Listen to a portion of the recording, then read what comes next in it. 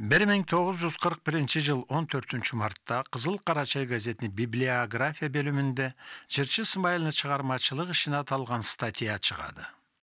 Орджоникидзевским краевым издательством выпущен из печати сборник стихов и песен народных поэтов Карачая, покойного Каспота Качкарова и Исмаила Семенова.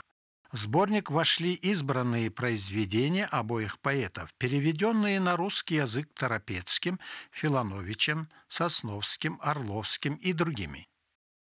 Сборник делится на две части. Первая посвящена творчеству Качкарова, другая – Семенова. Стихам предпосланы краткие биографии поэтов. Аннан ары статьяны жазған Семенұлының Фахмулы шығармасы Ленин бұла Сталинге аталған назмула бұла башланады деп білдіреді. В стихотворении Ленину поэт пишет: «Сверкают звезды в вышине, бурливые проходят годы, а ты спокойно в тишине лежишь, и мы к тебе приходим. Приходим, чтоб тебе сказать, что наша жизнь прекрасной стала. Нам продолжает освещать дорогу ученик твой Сталин».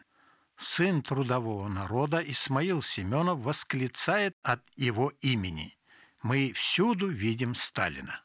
Сталинni кертіп етін Қарачай миллет 1943 жыл ноябрьне 2-сінде танырыпты.